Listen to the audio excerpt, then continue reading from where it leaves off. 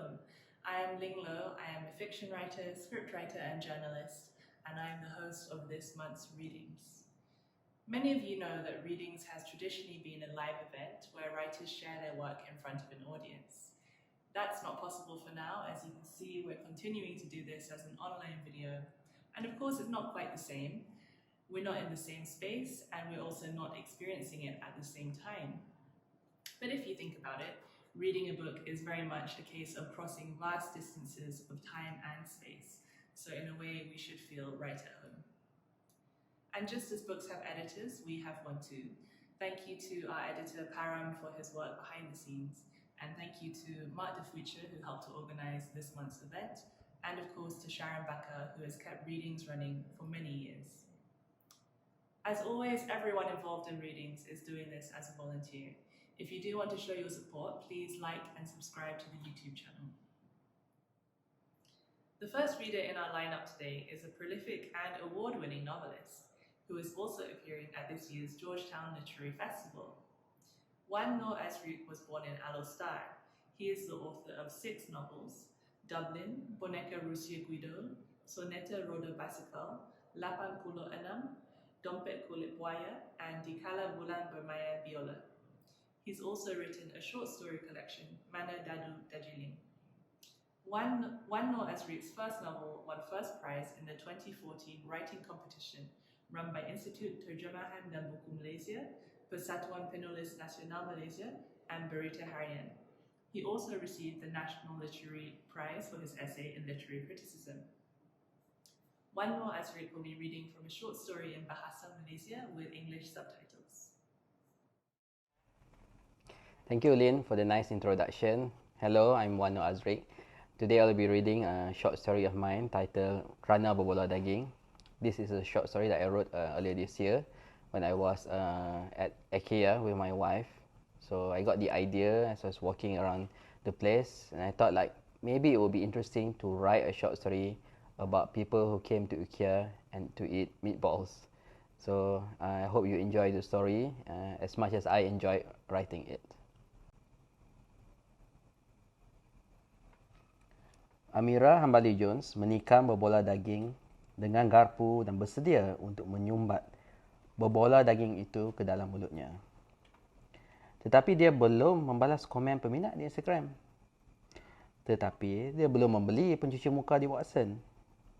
Tetapi dia belum menonton video terbaru Zico di YouTube. Tetapi dia belum membeli pengencas bateri di Mac City. Tetapi dia belum like gambar kucing Adira Salahudi. Tapi dia belum komen sebuah foto cupcake Aisyah. Tapi dia belum retweet kata-kata dorongan dan motivasi yang teramat mulia Tunku Mamaisuri. Tetapi Amira terlupa nak tanya Puteri Awani semalam di mana parti hari jadinya. Tapi dia terlupa untuk rakam video TikTok di atas tangga eskalator. Tapi dia terlupa untuk tangkap sebuah foto di depan cermin tandas. Tetapi dia terlupa minum pagi tadi susu kurma di atas meja dapur. Dan dia terlupa jenama susu kurma itu kerana secara peribadi dia tidak minum susu kurma atau susu pisang atau susu soya atau susu badam atau susu strawberry, melainkan dia dibayar untuk minumnya. Tapi dia patut baca doa sebelum menyumbat bola daging ke dalam mulutnya. Tetapi dia patut tengok orang di kiri, di kanan sebelum menyumbat bola daging ke dalam mulutnya. Tetapi dia patut buat Instagram live sebelum menyumbat bola daging ke dalam mulutnya. Tapi dia patut pakai gincu Marc Jacobs sebelum menyumbat daging ke dalam mulutnya. Tetapi kenapa Amira selalu rasa gairah? Tetapi kenapa kulit tangannya semakin gelap? Tapi kenapa hidungnya sentiasa basah? Tapi kenapa Kim Jong-un bunuh diri? Tapi kenapa Haziq main dengan lelaki lebih tua? Tapi kenapa Sophia Jane pakai bikini dalam filem Harry Boy? Tapi kenapa Amira cepat marah? Tapi kenapa dia rasa semua orang dengki dengannya di Twitter? Tapi kenapa semua orang benci sangat PU Abu? Tapi Amira tidak peduli kena kecam. Tapi Amira tidak peduli kena pulau. Tapi Amira tidak peduli kena block. Tapi Amira tidak peduli kena unfriend. Tapi Amira tidak peduli kena fitnah. Tapi Amira tidak peduli kena saman. Tetapi Amira tidak peduli orang samakan pipinya dengan badak air dan punggung babi. Tetapi rekod peperiksaan Amira sentiasa cemerlang.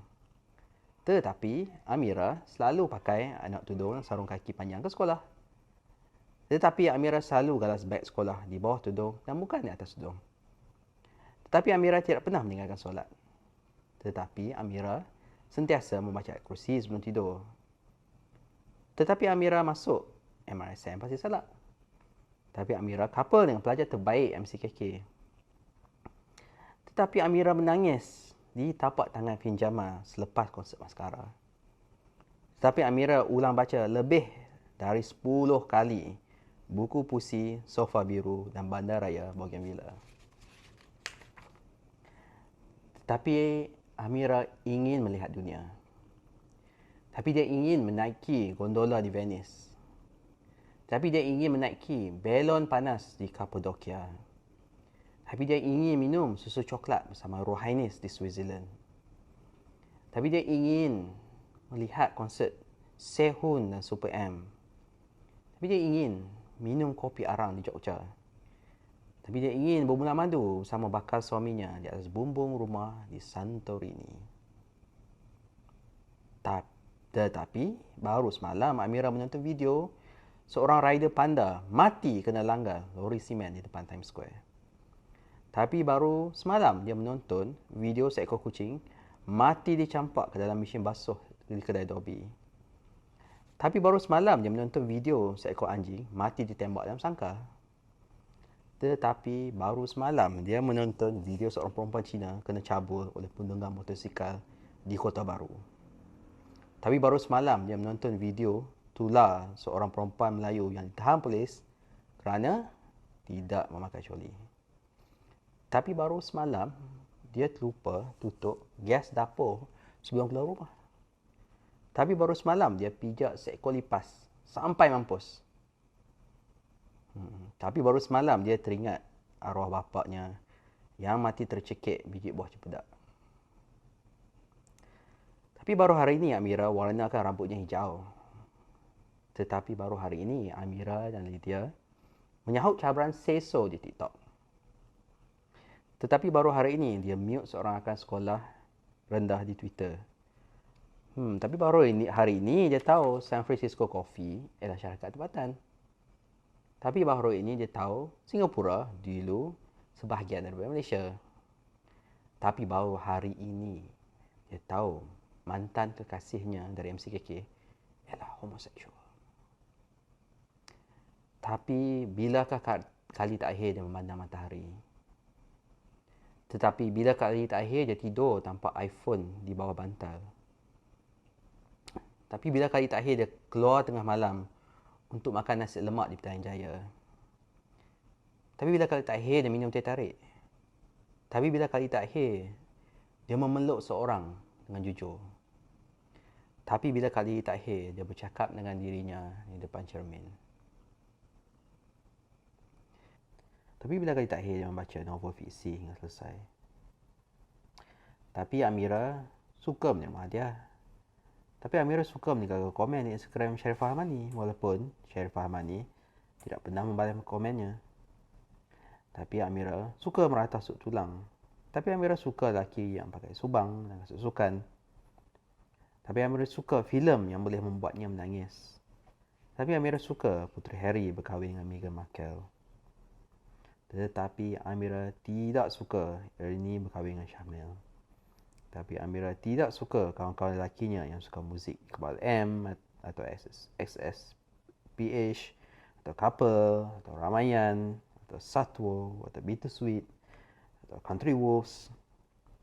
Tapi Amira tidak suka hujan turun pada hari yang cerah. Tapi Amira tidak suka naik teksi dengan pemandu India. Tapi Amira tidak suka grafiti Fahmi Reza. Tapi Amira tidak suka lelaki yang muka mirip Jokowi atau Ustaz Idrus. Tapi Amira tidak suka lelaki yang lipat duit kertas di dalam dompet. Tapi Amira paling tidak suka lelaki bernama Rohaizat, atau Fazilah, atau Ghazali, atau Zubir, atau Zamri, atau Mazlan, atau Zazali. Tapi, adakah berbola daging ini sebenarnya daging kuda? Tapi adakah bola daging ini sebenarnya halal? Tapi adakah bola daging ini akan membuat dunia lebih aman? Tapi adakah berbola daging ini akan menyelamatkan alam sekitar? Tetapi adakah berbola daging akan membuat Amira lebih kaya dan popular? Tetapi adakah berbola daging ini sedap daripada segala jenis bola daging?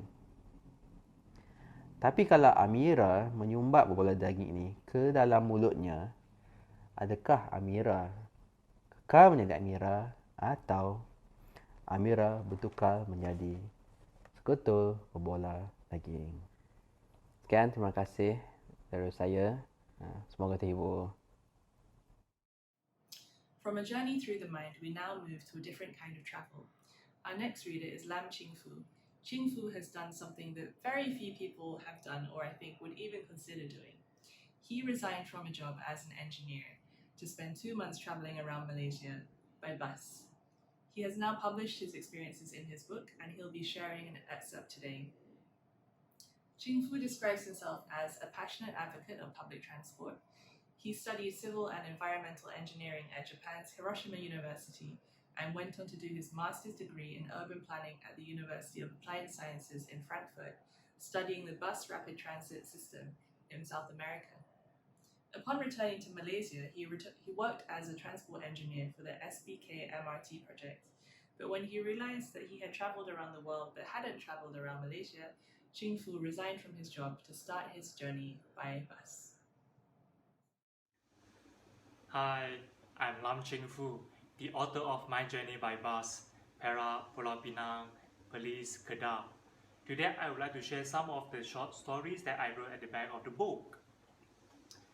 My Journey by Bus is a journey by bus literally. I'm a traveler who spends quite some time at the bus terminal and bus stops. In Malaysia, some bus routes are not that frequent.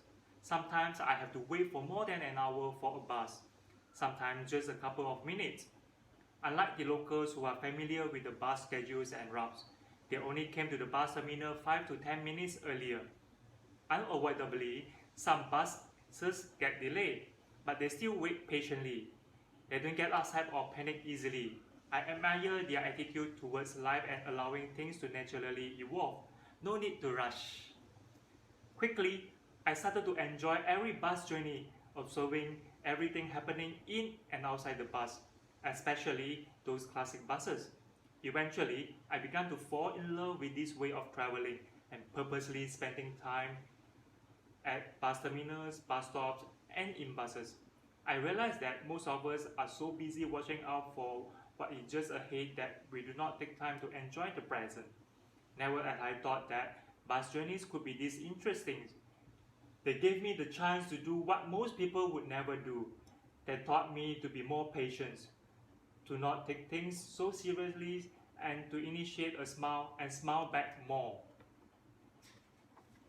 The engine of the bus fired up sharp at 4 p.m. An auntie carrying 2 bags of groceries got onto the bus and sat at the first row. Immediately, she checked with the bus driver. The bus conductor did not ask where she was headed to, just passed her a ticket and collected money from her.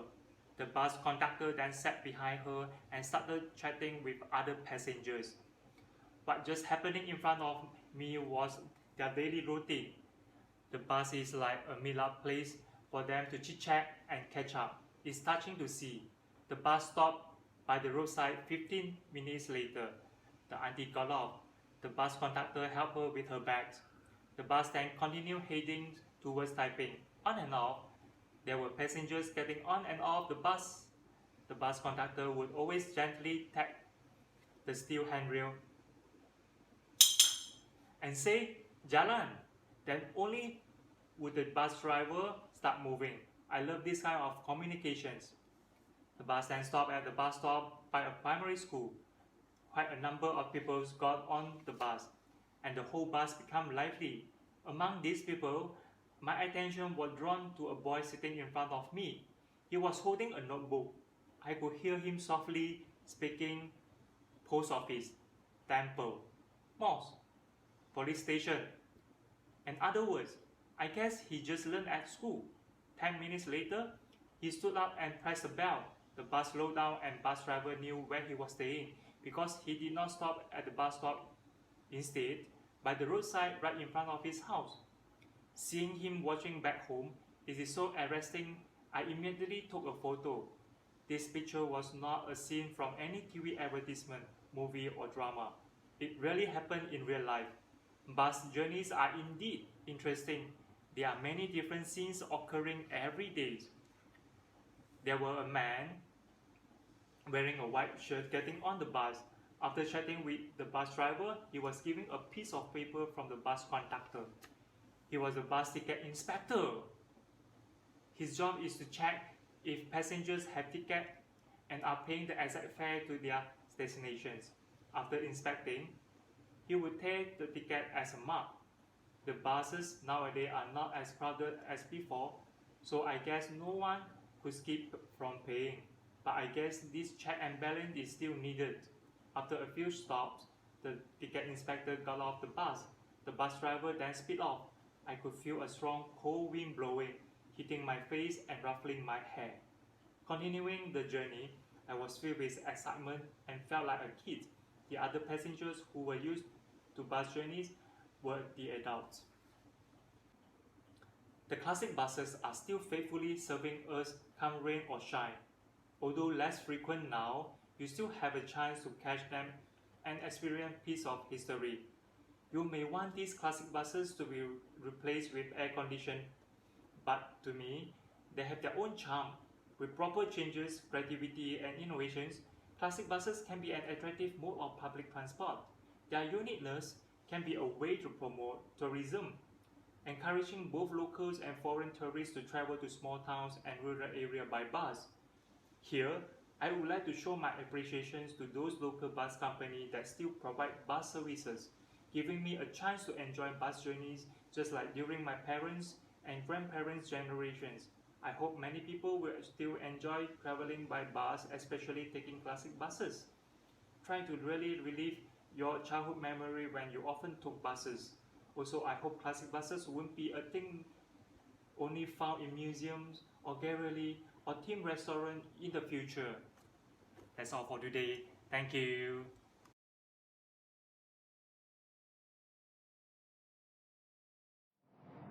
Next up, we have Shamira Nair Lin. She's a writer whose work I first encountered through Twitter when I saw a poem she'd published. But as well as writing poetry, she has her finger in many pies. She was longlisted for the 2021 Commonwealth Short Story Prize, and she's currently working on her second play, editing 2 literary projects, and is trying to compile a micro chapbook. Shamira is from Kuala Lumpur, and she is the co-founder of the Malaysian Poetry Writing Fortnight, as well as the upcoming Malaysian Poetry Writing Month, an initiative aimed at revitalizing the Malaysian poetry scene. Her creative interests primarily revolve around unearthing the anti-colonial implications of ecology, music, race, identity, class, and resistance. Her latest poetry is featured in the Dark Horse Literary Magazine, among others. Hi, I'm Shameera Nair Lin, and today I'll be reading you 2 poems that I've composed over 2021. The first one is called Malacca, 1975-2021, and the second one is called Away Home. And the first poem is a fictionalized account of mother-daughter interaction, and it spans over 2 different years. So I'll start with Malacca. 1975. Today, Achin is harvesting another round of papayas from the prosperous tree in our garden. 3 years of papayas, salt-coated, fried, reconfigured to fit an achingly hollow belly. My beloved father does not know a day without work. Today is not a day for sadness. So, my sister and I do what we do best. We sprint towards the town centre. The river might offer us answers. For the second time today, we narrowly escape the roti man whose goods we have stolen. Someday, we will pay him back. Picture this. We are running along the muddied river searching for clarity.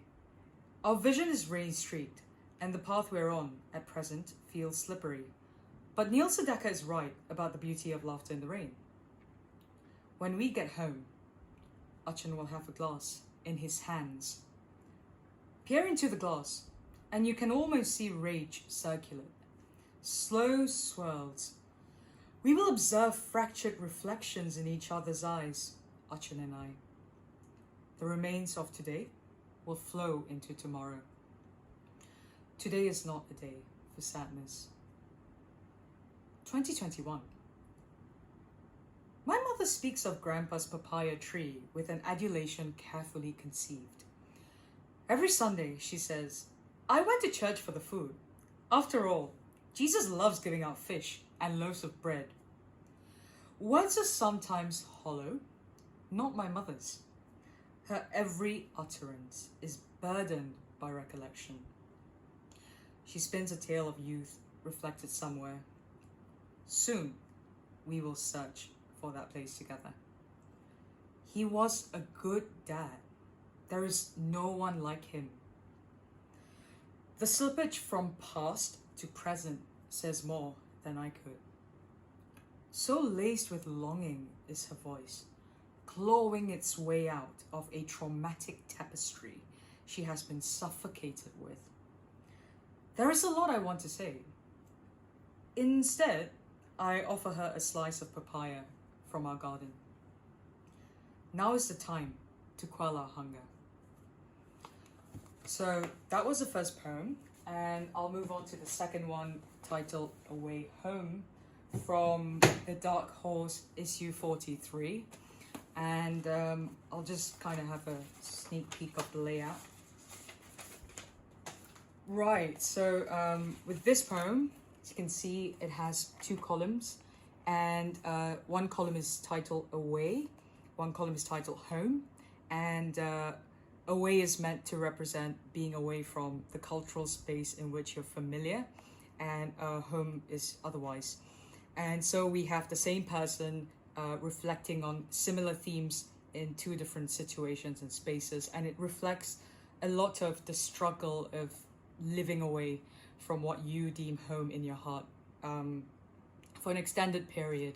So yeah, it's written in slightly different voices, and I will read each bit side by side. They're meant to be seen as a pair, and I'll do a quick pause after each bit so you kind of know where I'm at, whether it's away or home. So I'll start with away, followed by home, away, home. We consume breakfast, lunch, dinner.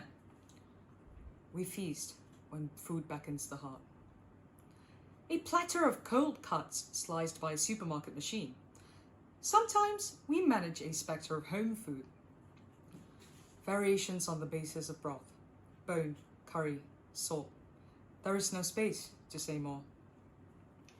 In a culture of isolation, I measure affection by the very act of eating together.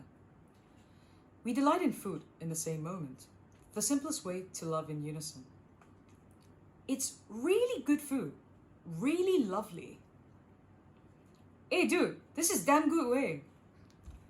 These flavors and textures are divine. A sigh of satisfaction is exhaled, and we grin knowingly.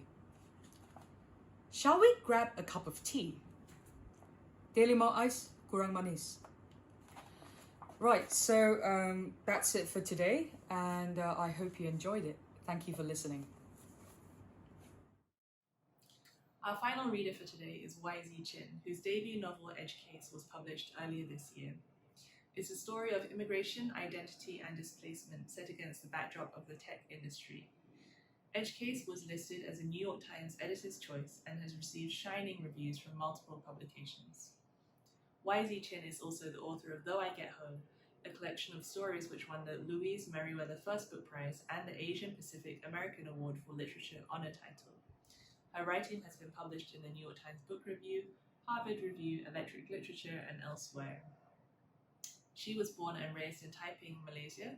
She now lives in New York, where she worked most recently as a software engineer. Here is YZ Chin. Thank you to Sharon, Mark, and Ling for having me here and putting this all together. I really appreciate the chance to be part of this reading series. My name is YZ Chin. I'm a novelist. I will be reading from my book, Edge Case.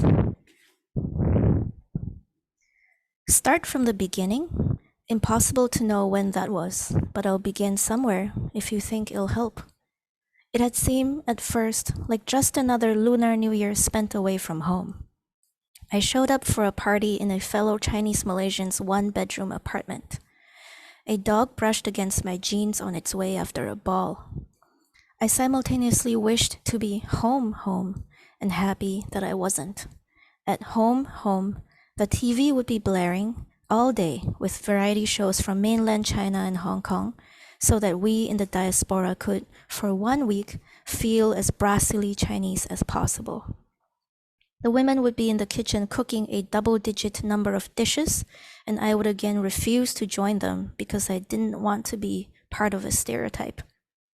Then everyone would get annoyed at me, but would have to hold it in because it was New Year, a time when we were all supposed to be one happy family, back together for Tuan Yuan, a phrase that appropriately manifested tight, fence-like boundaries. That particular year of the horse in Tom's Upper East Side apartment, there was a similar plenitude of food, minus the guilt. This gathering, too, was a keening for authenticity, but softer, gentler on the ears. The attendees were all from some country that was neither the United States nor China, and we all identified, or were identified via peer pressure, only with the aesthetics of being Chinese. We wanted the 5,000 plus years of culture, the history of world-changing inventions, and the somber respect due a sophisticated ancient civilization. But we disavowed the cliches of squatting on toilet seats or spitting on sidewalks, not to mention the Communist Party. Certainly we wanted nothing to do with the Falun Gong people at Union Square, whose expressions signaled life or death as they performed their deliberate exercise moves. My contribution to Tom's potluck was gailan, hideously termed Chinese broccoli by Americans, and mushrooms in oyster sauce. This was a self-preservation tactic, knowing Tom's network of meat-eating friends as I did. If I didn't make and bring my own vegetarian dish, I would go hungry until I couldn't stand it anymore, and then I would run downstairs for a quick cigarette in the form of a $1 pizza slice. I noticed Marlin right away, of course. He stood out, his skin a shade that I had seen compared to food items like chocolate or coffee in American books. Looking at him, I thought not of food, but of a neutral coolness that disguised something else, like an envelope that contained either really good tidings or earth-shattering bad news. Marlin sat next to a man with the crispest collar I had ever seen, and I thought at first they must be partners. Marlin was perched uncomfortably on the arm of a sofa, his right leg bouncing up and down with the impatience of someone corralled into attending a social function. The room was loud. Faces shone bright with Asian alcohol intolerance, but no one was really drunk. No one ever got that drunk at these things. I took a picture of the crowded space so I could later show my mother just how unmiserable my New Year was, how I had an entire community while being so far away from home. I was applying a horse filter and a red festive border to the photo when Marlin snuck up on me. "Spying on someone?" he asked, his voice soft, his emphasis on ying, letting me know that he was from back home after all. "Just capturing the moment," I said, a pleasant kind of shock tingling in, of all places, my left elbow. "You know that is not possible, right?" "Oh." At least Husserl thought so. You see a moment you want to capture, but by the time you act on your intention, that original moment has already passed. So all you are really capturing is the next moment or the moment after that, depending on how quick you are with your hands. He looked down at my hands. I had never known my fingers to blush. Tom swept in, playing the host, clapping Marlin on the back. Marlin, my favorite Chindian! Talking cock again? Turning to me, he rattled on, one pointer finger aimed at my plate of gailan. Edwina, surely you are not dieting on Chinese New Year? I'm vegetarian, remember? Why do you always forget? Am I your only vegetarian friend? Both Tom and Marlin's eyes lit up. They talked over each other excitedly, a jumble of him, and I thought. Tom's finger now jabbed aggressively at Marlin, joined by Marlin's thumbs poking himself in the chest. Okay, I'll leave you two birds of the same flock, Tom said, eyeing a newcomer through the door. Or, he delivered his parting shot, whatever the veggie equivalent of that saying is. Kailan? I said to Marlin, lifting my plate with a flourish. Sure, he beamed. Is it vegan? Yes, I said automatically, the word a response to his smile, his big black eyes, rather than to his question. Then I caught myself. Wait, actually, there's oyster sauce. Oh, he deflated. So you're not a real vegetarian. Oysters are like one step up from single-cell organisms. Yes, and that's a huge step, probably millions of years of evolution. I didn't want to debate him. What I wanted was to see him smile again. So I said, I can't wait for the movie called Assault on the Planet of the Bivalves. If I were you, I would clam up on that idea. Someone might hear you and steal it. Laughing, I pretended my lips were hinged mollusk shells. I clasped and unclasped them all night, until, eventually, he kissed me outside a $1 pizza joint. Gonna jump ahead a little bit, just another little section, background information for Marlin. Unlike me, Marlin had grown up with both parents. This part I excelled at imagining. I'd spent many childhood hours wondering what it was like to grow into an adult with a father alongside a mother. Teenage Marlin would have been rambunctious, his burning curiosity about the world mistaken as naughtiness. His father would have fueled and fanned Marlin's energy, even as his mother protested, painfully aware that her mixed-race child would have to prove himself again and again in order to be accepted. Marlin's father was the one who indulged and spoiled. He, too, was the one who brought home Lego kits and radio-controlled cars that turned Marlin on to engineering.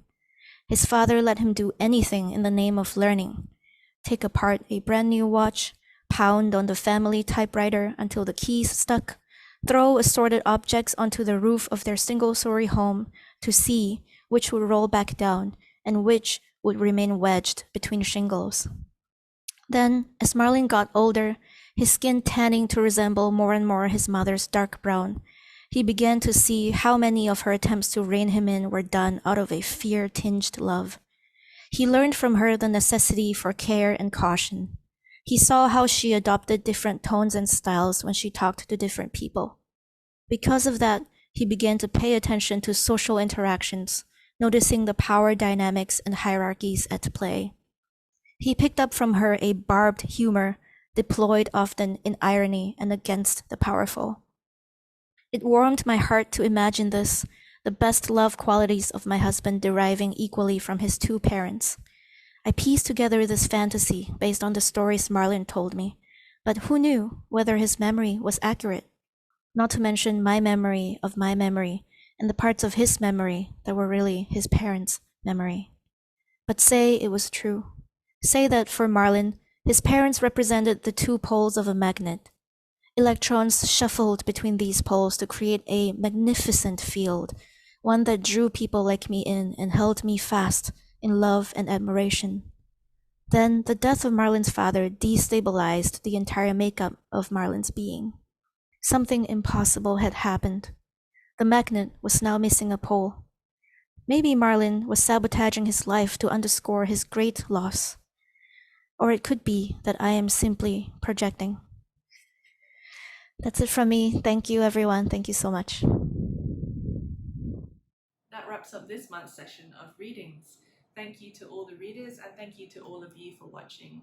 Do like and subscribe to the YouTube channel if you'd like to keep up with future readings videos. And please look out for books by the writers we featured today or even their future books. If you have any questions, comments, or if you particularly enjoyed one of the readings, do drop a comment below. Thank you and have a great day.